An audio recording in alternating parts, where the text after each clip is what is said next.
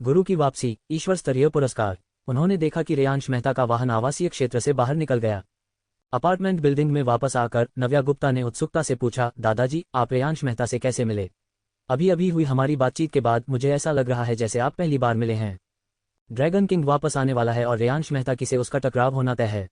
नव्या गुप्ता इस मामले का प्रभारी है, इसलिए उनके बीच जरूर कोई न कोई संपर्क जरूर होगा। चूंकि वह इसे और अधिक नहीं छिपा सकता था, इसलिए बूढ़े गुप्ता ने ईमानदारी से स्वीकारोक्ति की और चुपके से नव्या गुप्ता को रेयांश मेहता के बारे में कुछ जानकारी बता दी। दादाजी, आप बहुत उलझन में हैं। आप रेयांश मेहता से निपटने में ड्रैगन पैलेस की मदद कैसे कर सकते हैं? ड्रैगन पैलेस बाहर जो कुछ भी करता है वह बहुत दूरगामी होता है। हालांकि वे न्याय के नाम पर ऐसा कर रहे हैं, लेकिन उन्होंने बहुत से निर्दोष लोगों की जान ले ली है। नव्या गुप्ता ने अपने दादाजी की बूढ़ी आंखों में देखा।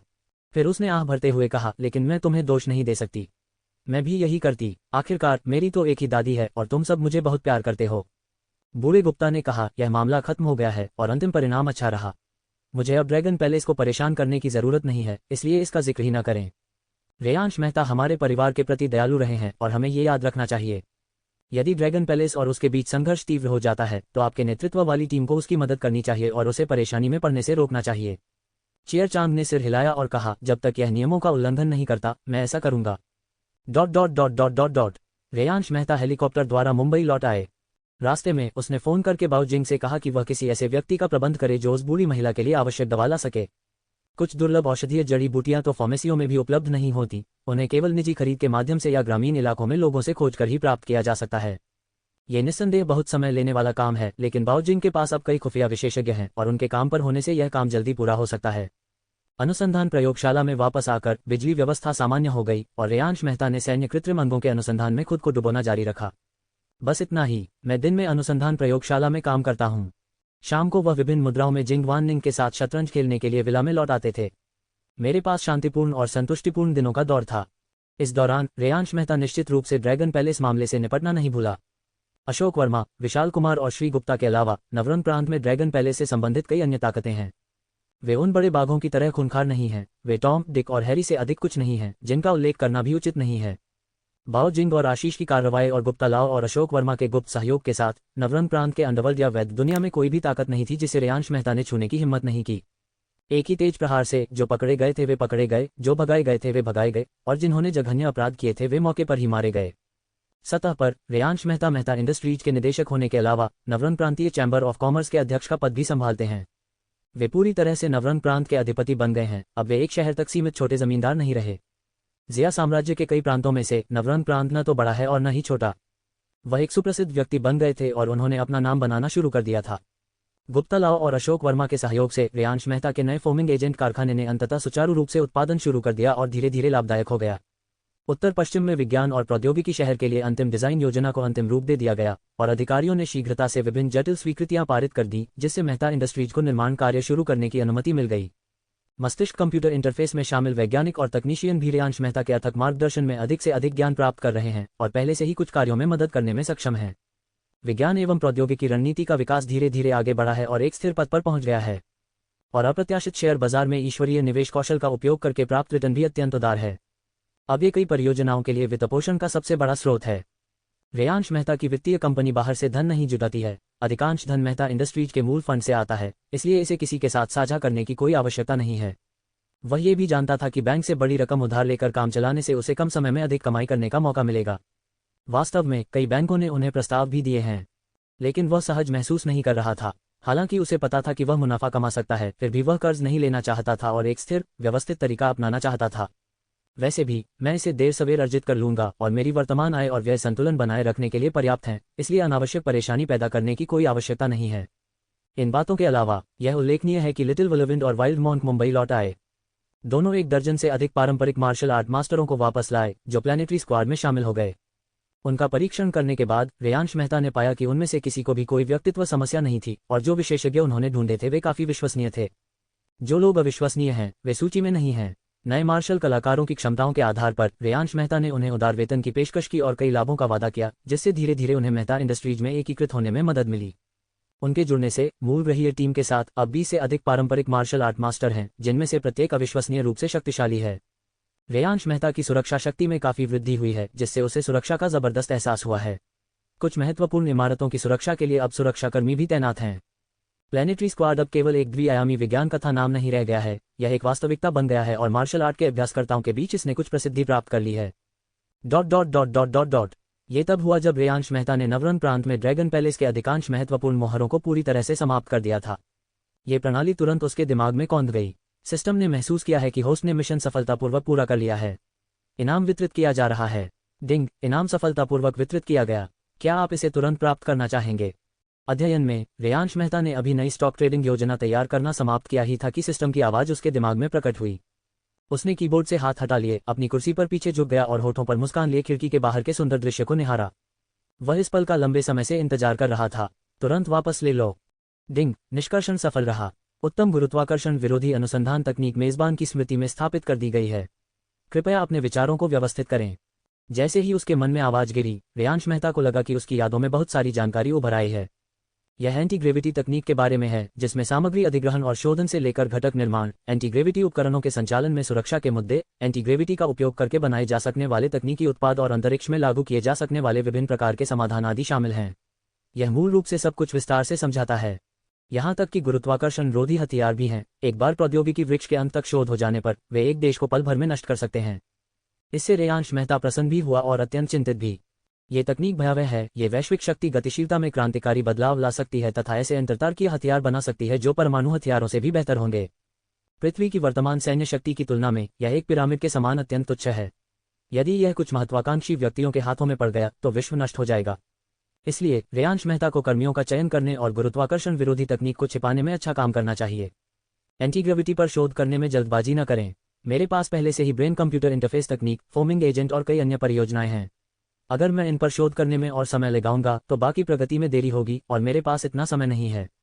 इस बात को ध्यान में रखते हुए रेयांश मेहता ने गुरुत्वाकर्षण विरोधी तकनीक को एक तरफ रख दिया। प्राप्त करने के बाद दूसरा इनाम वादे के अनुसार आ गया। भगवान स्तर की मार्शल आर्ट प्रतिभा, एक ईश्वर स्तरीय पुरस्कार जो एक साधारण व्यक्ति को तुरंत मार्शल आर्ट जीनियस में बदल सकता है। एक बार मार्शल आर्ट मैनुअल को पढ़कर आप सभी स्पष्ट ज्ञान बिंदुओं में महारत हासिल कर सकते हैं, एक क्लिक के साथ अधिकतम स्तर तक पहुंच सकते हैं और एक सेकंड में मास्टर्स के बीच मास्टर बन सकते हैं। एक क्षण में उनकी तुलना एक ग्रैंड मास्टर से की जाने लगी जिसने अपना पूरा जीवन मार्शल आर्ट का अध्ययन किया था। एक बार जब आपके पास भगवान स्तर की मार्शल आर्ट प्रतिभा आ जाती है तो कोई भी मार्शल आर्ट कौशल एक जोड़ एक जितना सरल हो जाता है। आप इसे सिर्फ एक नज़र में सीख सकते हैं। रेयांश मेहता शांत हो गया और उसने महसूस किया कि व्यवस्था धीरे धीरे उसकी प्रतिभा के अमूर्त और अदृश्य आधार को बदल रही है।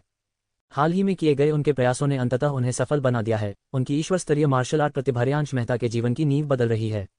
ये परिवर्तन बाहर से दिखाई नहीं देता, केवल रेयांश मेहता ही इसे महसूस कर सकता है। एक अवर्णनीय विचित्र अनुभूति चुपचाप मेरे भीतर विकसित हो रही थी, मानो मेरी आत्मा ने किसी दिव्य कुंड में स्नान कर लिया हो और वह अधिक लचीली और अधिक ठोस होती जा रही हो। उसकी चेतना पहले से कहीं अधिक स्पष्ट हो गई और उसके सोचने का तरीका थोड़ा बदल गया। लगभग 10 मिनट के बाद रेयांश मेहता को लगा कि अब समय आ गया है, इसलिए वह खड़ा हुआ और अपने कंप्यूटर पर कुछ विविध दार्शनिक ज्ञान खोला।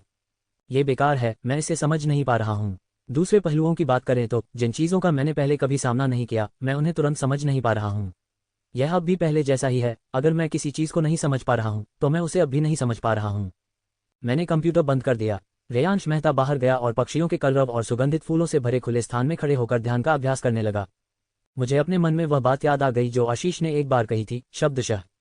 सारी जानकारी जीवंत हो उठी। उसके रहस्य प्रेतों की तरह नाचने लगे, रेशम के चिकने रेशों में तब्दील हो गए जो अंततः एक नियमित क्रम में गुंथ गए और एक एकीकृत इकाई बन गई। रेयांश मेहता ने तुरंत सार समझ लिया और उसका आसन प्रशिक्षण तुरंत चरम पर पहुंच गया। उसके अंग और यहाँ तक कि उसकी त्वचा का सबसे छोटा हिस्सा भी पूरी तरह से समन्वित हो गया। पहले संकुचन हुआ, फिर शिथिलता, पूर्ण शिथिलता पूरी तरह से स्वाभाविक हो गई, मानो मेरे पैर जमीन से जुड़ गए हों, पृथ्वी से जुड़ गए हों। घुड़सवार जो पास ही स्थित ब्लू माउंटेन के आसपास के इलाके का जायजा ले रहा था, उसने रेयांश मेहता को घोड़े की मुद्रा का अभ्यास करते देखा। उसने सोचा कि यह पहले की तरह ही औसत दर्जे का होगा, इसलिए उसने उसे बस एक सरसरी नज़र से देखा। परिणामस्वरूप एक नज़र देखने के बाद वह उससे अपनी नज़रें नहीं हटा सका। उसकी नज़र में रेयांश मेहता मानो स्वर्ग और धरती में विलीन हो गया हो, एक प्राचीन देवदार के पेड़ में तब्दील हो गया हो, आसपास के वातावरण के साथ एकाकार हो गया हो, बिल्कुल स्वाभाविक। अगर बाहरी लोग ध्यान से न देखें तो उन्हें उसे पहचानना मुश्किल होगा और शायद वे उसके अस्तित्व को नज़रअंदाज भी कर दें। यदि ये तथ्य न होता कि मलेशिया का ध्यान हमेशा रेयांश मेहता पर रहा था और उसे बाजीक्वान की ढेर लगाने की तकनीक की कुछ समझ थी, तो संभवतः उसने इसे नज़रअंदाज कर दिया होता। क्या हुआ? उसका बड़ा सिर प्रश्न चिन्हों से ढका हुआ था और उसकी बड़ी गोल आंखें आश्चर्य से भरी हुई थीं। वह रेयांश मेहता की वर्तमान स्थिति को किसी और से बेहतर जानता था। उसने सादगी की ओर लौटने के लिए उसके रुख का प्रशिक्षण किया था। स्वर्ग और पृथ्वी के साथ सामंजस्य स्थापित करना, प्रकृति को महसूस करना, प्रकृति को समझना और प्रकृति बन जाना। जो लोग इस बिंदु पर पहुंच चुके हैं वे तभी हिल जाएंगे जब कोई डंप ट्रक उनसे टकराएगा। दामा को बहुत आश्चर्य हुआ क्योंकि उसने स्वयं अभी अभी इस दहलीज पर कदम रखा था। कुछ दिन पहले ही रेयांश मेहता ने केवल पास होने लायक ग्रेड ही हासिल किया था, लेकिन अब वह स्थिर खड़े रहने में एक अनुभवी व्यक्ति माना जाने लगा है। आशीष को अपनी रीढ़ में एक सिहरन सी महसूस हुई। वह ऊपर जाकर जानना चाहता था कि क्या हो रहा है, लेकिन उसे परेशान करने की उसकी हिम्मत नहीं हुई, क्योंकि उन्हें डर था कि रेयांश मेहता की वर्तमान स्थिति अचानक गहन ज्ञानोदय थी। यदि वह मेरी विचारधारा को बाधित करता है और अंतर्दृष्टि की वह झलक लुप्त हो जाती है तो मैं बड़ी मुसीबत में पड़ जाऊंगा।